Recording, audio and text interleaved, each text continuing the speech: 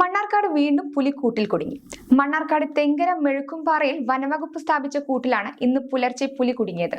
പുലിശല്യം കൊണ്ട് ഭയപ്പെട്ടിരുന്ന പ്രദേശവാസികളുടെ ഇടപെടൽ മൂലമാണ് വനംവകുപ്പ് ജൂലൈ 7-ന് കൂട് സ്ഥാപിച്ചത്.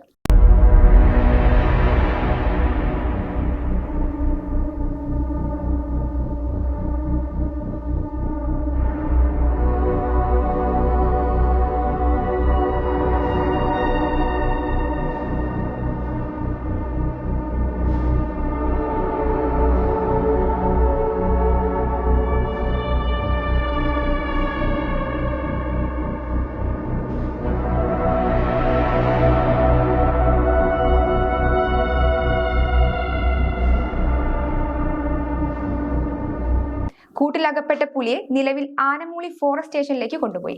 അതിനുശേഷം പുലിയെ ശീരുവാണി ഉൾക്കാട്ടിലേക്ക് കൊണ്ടുപോകുമെന്നാണ് സൂചന. ഒന്നും അകലെയല്ല. ചില സ്വപ്നങ്ങൾ വൈകിയേക്കാം, പക്ഷേ അസാധ്യമല്ല.